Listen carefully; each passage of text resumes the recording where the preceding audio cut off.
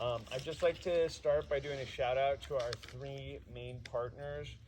First being Padre Moo and Aaron. They've been doing a lot of compassion deliveries, not just for Sweetleaf, but for a few other programs, including Operation Evac. Also Highway 1 Distribution and Dave King. They've been doing a lot of compassion distro all around the state, sourcing donations for 10 different compassion programs. And then also Soma Rosa and Ned, they donated around 200 pounds of retail ready product, and we've already gotten over 75% of that into the hands of patients. So wanted to start with that. Again, thank you all for being here. So I'm Sweetleaf Joe, founder and director of the Sweetleaf Collective. We help low-income terminally ill patients access free medical cannabis. We've been doing this since 1996, so this is our 25th anniversary this year. Thank you. So Sweetleaf, I was like a 20-year-old Food Not Bomber. For those of you that don't know Food Not Bombs, it's a grassroots activist organization that takes surplus from grocery stores, cooks it up, and gives it away free to homeless people. So basically taking surplus from an industry that's going to be going to waste and redirecting it and getting it to those most in need. And so, it was a no-brainer. Once 215 passed, we're like, well, let's do this for cannabis. Back in the day in 96 was kind of gnarly. Feds were like coming down on everyone. We had to do a lot of risk management. We were doing bike delivery, so nobody really knew how to find us. A lot of things that people don't realize, the 90s were fucking pretty gnarly, and a lot of people were getting fed time for doing medical stuff and doing compassion. Dale Schaefer, who helped us with SB 34, he did 5 years federal time. It's no joke. We all kind of have PTSD from it, so I'm happy all y'all younger generation don't have to deal with it, but just understand some of us old people, we got shell shock and shit. So it really started in activism, fear of the feds. My personal mission statement is easing human suffering. That's why I do what I do. This is a very important thing to me. We do save lives. The stories that we hear from our patients are complete tearjerkers, and it's intense. So Sweetleaf is currently fiscally sponsored as a nonprofit, thanks to Heidi Minks. Heidi over here. We can accept donations. Donate. I will give you a receipt. Yeah, she can give tax-deductible receipts for donating to, it's not actually compassion. We are now seen as a patient organization. With 64, we're no longer allowed to be plant touching. So that's that. We're here to share our stories of inspiration. And right now at this point, Sweetleaf over the past 25 years has helped patients access over $4.5 million worth of free cannabis. So thank you. So a little history. In the 1980s, Dennis Perone and Brownie Mary started doing compassionate cannabis, getting free cannabis to AIDS patients in San Francisco General Hospital. If y'all don't know who Dennis Perone is, Google him. The last name is spelled P-E-R-O-N. He did more for cannabis than anybody ever. And he wound up passing in 2018. These were the first compassion activists. Brownie Mary was actually jailed multiple times for giving away free cannabis. It was illegal back then. And every time she got out, the cops told her, please stop doing this. And she's like, I'm not going to stop because these patients need this medicine.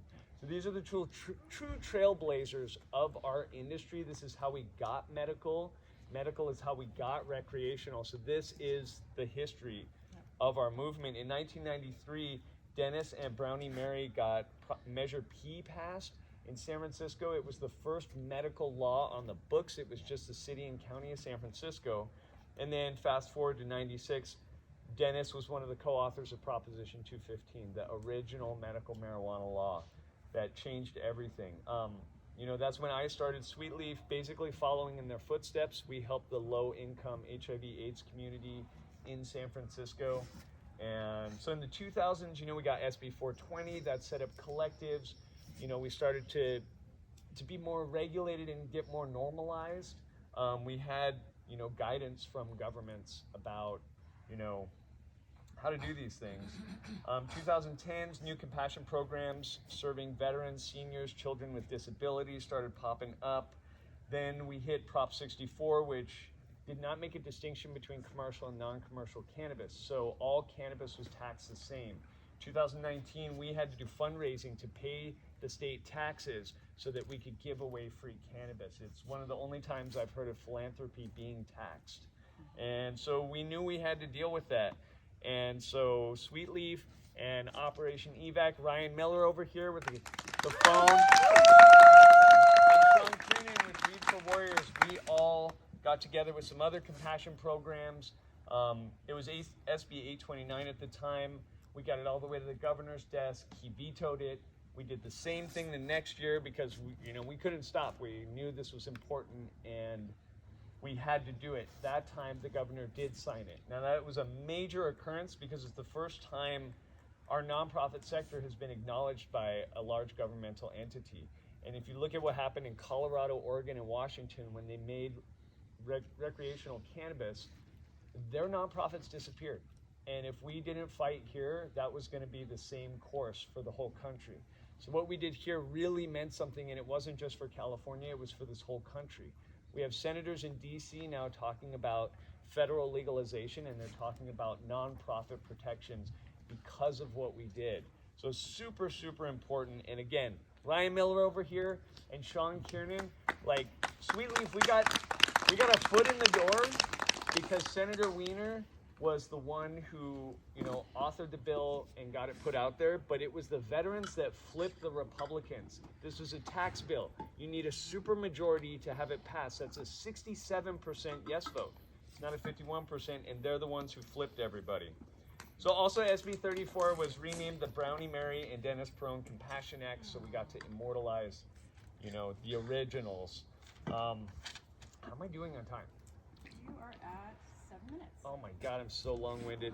What we do and why we do it. Well, I like talking. No way. So this is all about creating more access. That's what we do, We're giving a voice to the voiceless. A lot of our patients cannot advocate for themselves. They are severely handicapped.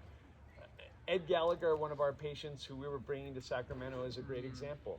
He is a senior, he's a veteran, he's low income, he's completely blind, he's almost completely deaf. He has had HIV for over 30 years, and 3 years ago he was diagnosed with cancer. That's what a compassion patient looks like. This is something that must be done. Everybody up here on the stage, we don't have a choice in this matter. This is a calling, and we're not going to stop until we get as much weed out there as possible. And that's the goal. So creating more visibility for the nonprofit sector of cannabis. We really encourage collaborations. Any of y'all who have brands, think about talking to any of us up here on the stage and seeing how we can all work together. Brands partnering with compassion programs, having their logos, the compassion programs logos on their products, just bringing more visibility. If you have participated in compassion, talk about it to others. I find a lot of people are super humble and they're like, oh no, I don't want to talk. Ryan Miller, I tried to get him up on the stage and he's like, oh no. And it's like, there's all this humility, but the problem is people don't realize what we're doing and the amount of impact that we have. So we really do need to get out there, get some recognition. Post on social media if you've participated in compassion. You can partner your brand with Sweetleaf. We have lighters that we sell. If we partner, and put our lighters, our rolling papers with your eighth, every one of our compassion products that's sold, we get an eighth to a compassion patient. So just doing that creates a one-for-one product. We also need more PR and marketing people involved. Big thing is activist compassion and legacy cultivators. The legacy cultivators are what have been keeping compassion going. Humboldt County for the last 4 decades has been the main supplier of compassionate cannabis, and we really got to put an emphasis on legacy compassion, legacy activism, legacy cultivation, because these are the roots of the industry. Team Compassion and the compassion supply chain. So we have Team Compassion started organically through SB 34 with Operation Evac and Weed for Warriors. It's really the industry coming together. Team Compassion is a one-stop shop for donors. For example, Kinslips had $200,000 worth of product that was going to expire within 2 months. Through Team Compassion and Sweetleaf, we were able to get it out to programs before it expired and into the hands of patients. It was like 6,000 individual units. And, we couldn't have done that just with Sweetleaf patients. And so this consolidation that we're seeing is helping things be more efficient and create more access. Again, our main goal is to create more access. Now we're making compassion products too. Sweetleaf, we're taking bulk flower, packaging it, getting it to patients. We have multiple partners at every level of the supply chain. We can quickly clear out warehouse space to make room for new products. Coda Signature donated $500,000 worth of edibles because they had a new product line, so they needed to get the old stuff out. We were able to do that. It was like 8 pallets worth. We did that in under a week. We're sourcing for 10 other compassion programs right now and have another 20 more on deck. And just this year, we've done $1.5 million worth of cannabis to patients all over the state. The biggest thing holding us back currently is funding. When we have adequate funding, we will be able to help so many more patients. And that's funding not just with Sweetleaf, that's with Dear Cannabis, Green Wings, that's with all the compassion programs. That is what's holding us back. How am I doing on time? 11:30. Okay, I'm trying to do it fast, like the Micro Machines guy. Or like Andre 3000 in Bombs Over Baghdad. We got Dear Cannabis. They're up here. They're going to be talking in a little bit. They're doing great stuff, making compassion products like RSO that are all free to patients. Also doing compassion distribution like Team Compassion and Sweetleaf. We got BIPOC compassion happening in Oakland with Jazz Cabbage and Black Canna Joy. Their mission statement is that all low-income people of color qualify for free compassionate cannabis due to sustained PTSD from systemic racism. And this is Black Lives Matter's compassion. With that definition, millions of Californians qualify for compassion. And there's nothing we would love to do more than get more compassion out to those who need it most. Remember, creating access to compassion. That's what we're trying to do. There's Munchie Movement. They're great. They give out free sandwiches and free joints to homeless people in encampments. Fucking awesome. In the Bay. This is Jane is doing free cannabis to female and female identifying victims of trauma and abuse. There's a lot more veterans programs coming online. And also there are now big corporations doing corporate compassion like Ease. It's great. They're like, getting stuff out. And so this is awesome. Again, it's creating more access. How you can help, if you're a retailer, we have a compassion fundraiser selling the Sweetleaf lighters and rolling papers at dispensaries and delivery services. Every $3 compassion product sold pays for Sweetleaf's Team Compassion to organize a patient to receive a free eighth of flower, 3.5 grams. And we're quantifying the impact for the consumer and helping getting consumers involved in the compassion ecosystem. Supply chain partners, we literally have 5 tons of 2020 flower that's bulk that people are trying to get to us right now. So we need help with that from distributors. We need help with storage, transportation from the farms to storage and from storage to retailers, labs to help with testing. We literally need hundreds of tests done, processing, packaging services, retailers participating in the compassion fundraiser, starting compassion programs and brands with partnering, sponsorships. We're looking for corporate sponsors. Like all of us on this stage would love some corporate sponsorship. Money is definitely an issue. Funding. We can all provide collaborative co-branding, social media shout-outs, inclusion in press releases, and many other marketing opportunities. We're also looking for people to help with ancillary things as well, like attorneys, like Natalia over here. She helps Sweetleaf with our nonprofit 501c3 organization, PR marketing, social media, tech. We would love to make an app. So anybody who knows programming, an app for onboarding patients that's simple, that can tie into Meadow. Meadow is another one of our sponsors. We love Meadow, and they've been letting us use their platform for free, and we've been hooking them up with other compassion programs. Because back in the day, it was all about like binders of paperwork, and they were just at the office, and you like had to go there to check the shit. And you know, now we can do it from anywhere on a phone. Multiple people can do it. We're like finally in the new millennium. So we could also use help with compliance. Definitely always have questions with that.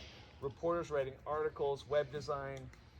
We could use 3 types of help. So organizers, people actually doing the work, and then consultants who don't have time but can like, you know, mentor, give good advice.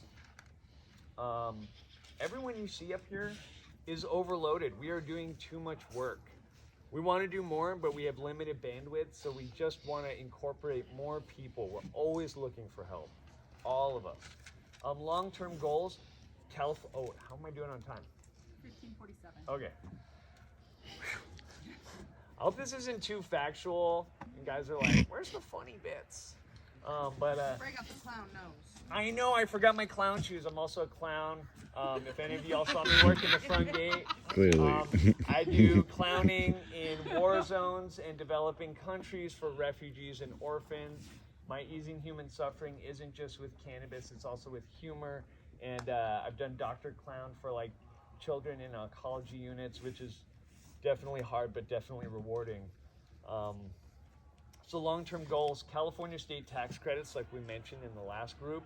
It would be great for the state to give tax deductions to businesses participating in compassion, not just cultivators, but also everyone who's doing work. The delivery services, the distributions that are storing stuff, you know, all of this stuff. Another kind of big goal, I think we can get to it, but is doing collectively, all of us, doing $100 million worth of compassion annually. And I hope we can see that in the next 5 to 10 years. We'd also like to see free Rick Simpson oil for all California cancer patients. Like, we don't need that to be for sale, you know? And also it's like, you know, it's not one of those products that like, you know, is a hot item. Like, let's just give it free to everybody. So we talk a lot about Compassion 1.0, 2.0, and 3.0. 1.0 is like the old 215 model.